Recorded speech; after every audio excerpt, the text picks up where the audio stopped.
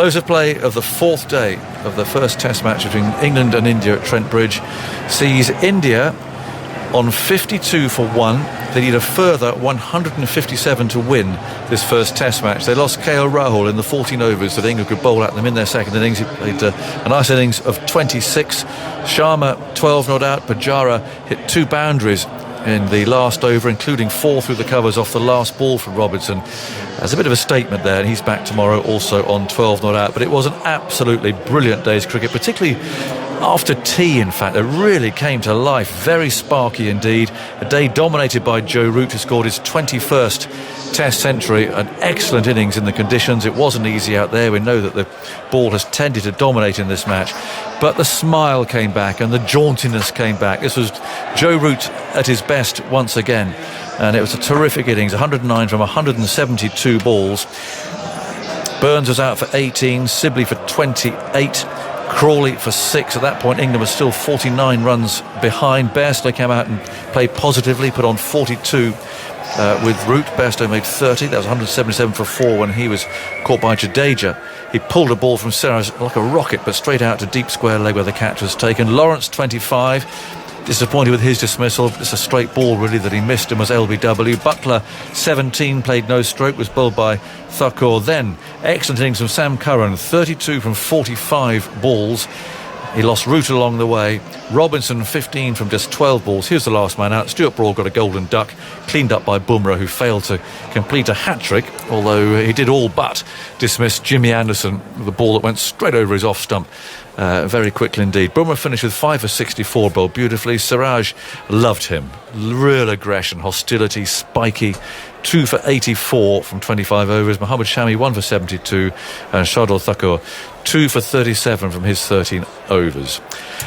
So all set to go. Michael Vaughan is alongside me. As I was saying to Victor just at the end, if you think of that target as an apple, they've taken quite a big bite out of that. Yeah, it's a nice chunky bite. How Pujara survived there, I'll never know. He just doesn't look in any kind of rhythm or form. A brilliant day for Test cricket. England came out and fought. Little cameos from the likes of Lawrence and Curran. Joss Butler looked good.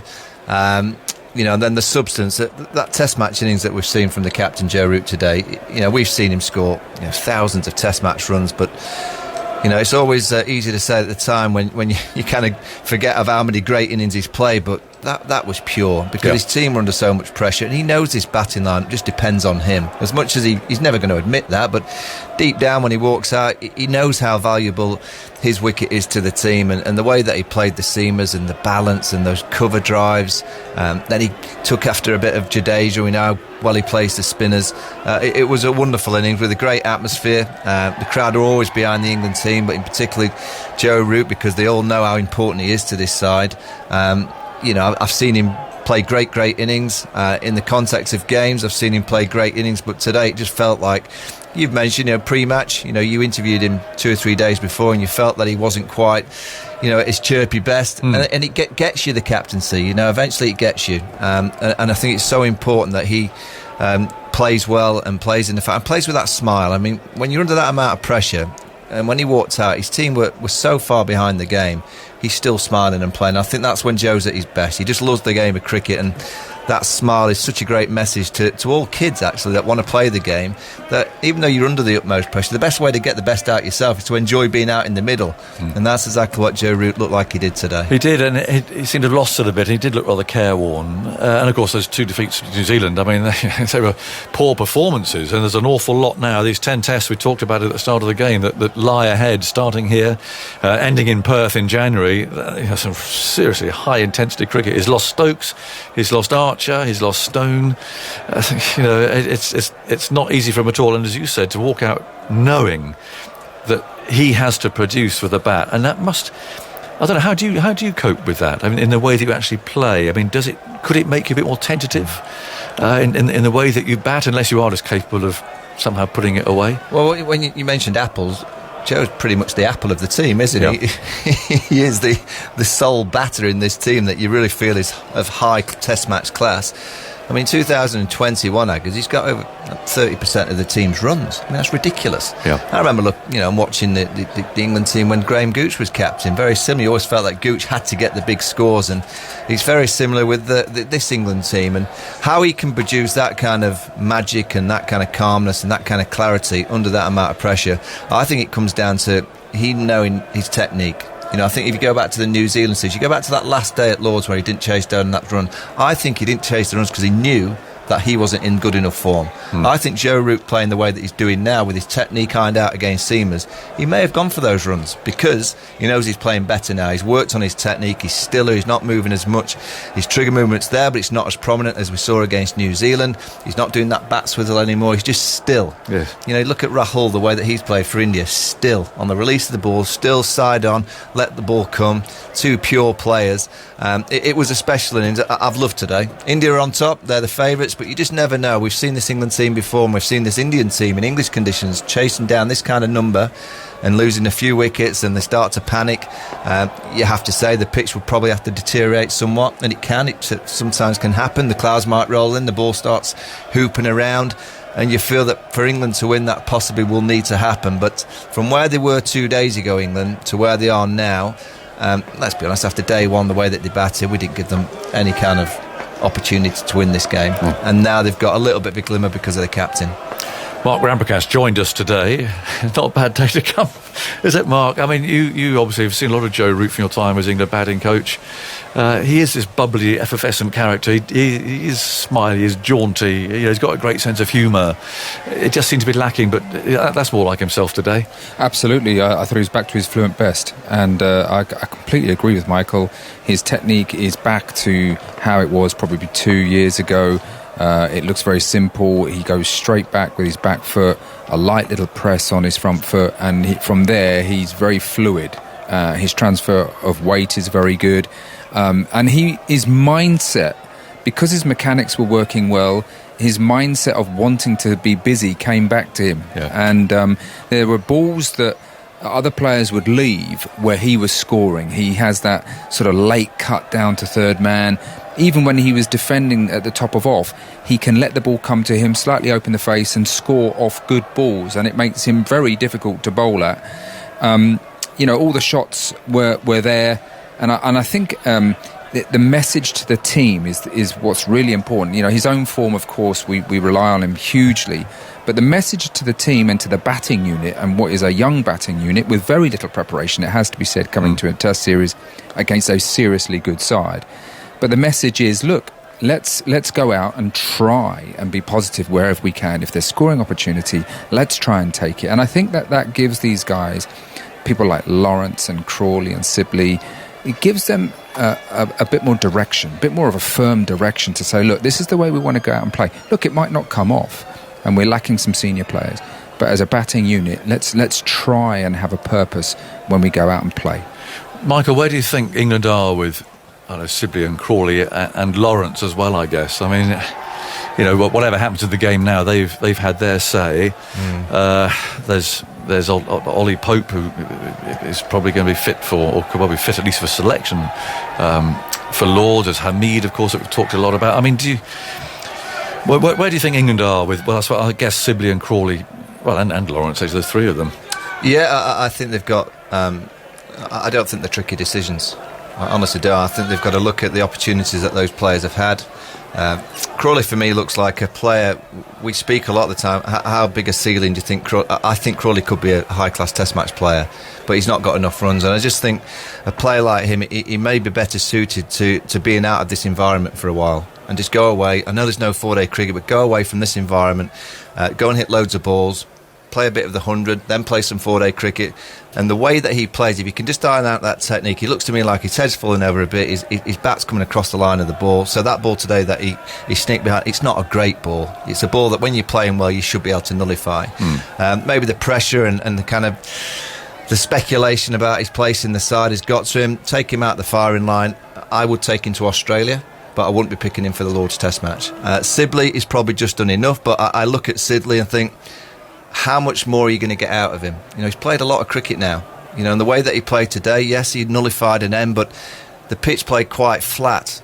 And I'm just looking at a player that I'm thinking, has he got anything else that he can give? Is there another gear that he could go up to? And I haven't seen it. And I just feel that at the top of the order, he's always going to be that player that the bowlers are going to be able to dictate to him, even when he gets in. And my concern for him is that when he actually gets in, it almost looks even harder.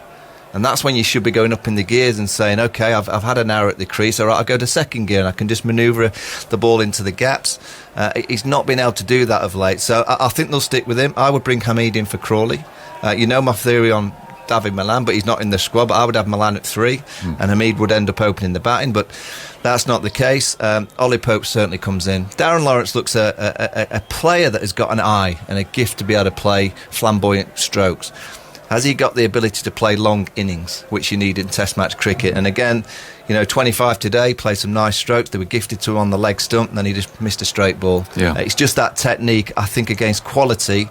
If he really wants to have a prolonged Test match career, again, it might be better off taking him out and going to really iron out that technique. Because when he first goes out there, even today, the first 20, 30 balls, you watch and think, if I guess you're running into ball, sort of scrapping a bit. You wouldn't mind bowling to that technique early in an innings. So again, these are young players that could come back.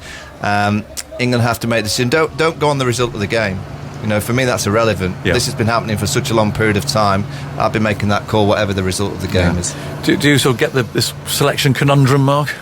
Absolutely, yes. When I was involved with the England side, there was always plenty of talk about our batting lineup, over-reliance on Joe Root, and lack of top order options, and we're facing the same issues. And of course, it falls on the ECB and the scheduling and the way that the structure of our cricket, that we are not producing enough top order options for Test cricket. Is it any wonder that a lot of our young players are gravitating towards white ball cricket and smacking it around rather than having to put the time and effort into bat long periods of time? Because there is more time to learn to develop a Test match technique. There is more to put into it than going out there. I know they play some wonderful shots in T20 cricket and they develop skills that way, but to hone that defence particularly. I remember someone asking me, why don't you just tell the Test players to go out and bat like the one-day players? And I thought, perhaps if we play with a white kookaburra in Test cricket, they could play those sorts of shots. But as we know, the red ball moves prodigiously. It has done in this game, day one, not so much today. And so that, you're right, Agaz, that does take time to hone your technique, to know what balls to play, what balls to attack, what to defend. And concentration is a skill that you have to perfect over time. I mentioned about the preparation of these players coming into a 5-test series. It's a bit of a shambles, to be honest, in my opinion, and it devalues the Test cricket. The integrity of Test cricket is under threat, really, through, I think, some of the scheduling, and it's very tough. We're judging these batsmen perhaps very harshly, given the circumstances, because they are in the glare of international spotlight, up against very good opposition with very little preparation. I really feel for them. We have to be honest as well, Agaz. Just look at the pitch that they played today. In the first innings, it did a bit. So you get bowled out for 180, and you think, you should have got 250. That pitch today played like a 400 wicket. It was a good pitch. It didn't do a great deal. There was a little bit of movement, not a lot. There was no spin. And because of Joe Root, they've managed to just scrape to 300 just because of the captain with 100. The rest of them really haven't contributed a great deal. And on pitches like this, I would expect a batting lineup to get at least 350, 400 because it didn't do a great deal. You go outside for TV? You're going outside now? I am, I guess, yeah. It looks lovely, doesn't it? Good luck. It's hammering down. Lovely. Michael, let's quickly drop into Heathrow. Deep Dasgupta, you're out tomorrow. Yes, I am, actually. Oh, I'm so pleased for you. And it could well coincide with an Indian win. Hey? I mean, you must be confident now. Yeah, I mean, the way this Test match has ebbed and flowed, I wouldn't be surprised if there are a few more twists left on day 5. Did you enjoy that? I mean, that last session after tea, it was proper hammer and tongs Test cricket, wasn't it? I mean, real effort from the Indian bowlers, just a bit going on, a bit of snarling going on. Joe Root playing beautifully. It was just one of those sessions that you just want to sort of put a little bottle and put a cork in it and just revisit it every now and then. I mean, the whole Test match, to be honest, Agus. I mean, it's been a great advertisement for Test match cricket. There's so much of action happening. We keep talking about T20 cricket and how every delivery is an event in itself. But even this Test match, it seemed like every over, every delivery is an event in itself. There's something or the other happening all the time. So, I mean, this has been a really, really good Test match so far, all 4 days, except the rain in between and the bad light and all that. But again, Joe Root, what a masterclass! The way he kind of, I mean, it just this shows how good he is, or how, I mean, head and shoulders better than the others that played today. I mean, he was a class act. Yeah, it certainly was. Andy, is it a stat fest for you today? Just to highlight how well Joe Root played, and to sort of back up what Michael was saying about the rest of England's batsmen failing to capitalise on good starts. Root's made a half century and a century in this match. It's only the 4th time in the history of Test cricket that a player has made a half century and a century in a match in which none of his teammates have reached 35.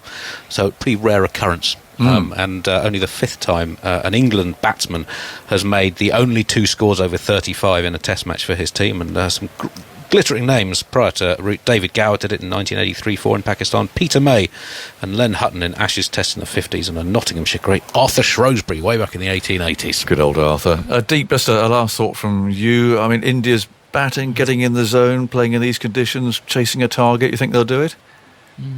They should. Looking at the conditions right now, it's not going to be easy, having said that. And if you look at the India's record, chasing down totals in England isn't that impressive either. So it's not going to be easy. It's going to be challenging against a really, really good bowling side, one of the best in the world in these conditions. It's definitely not going to be easy. And also the Indian middle order hasn't really fired. So someone like Pujara, he would be under pressure. Ajinkya would be under pressure to score some runs in this innings. So yeah, I mean, it's going to be another very, very interesting day of Test match cricket.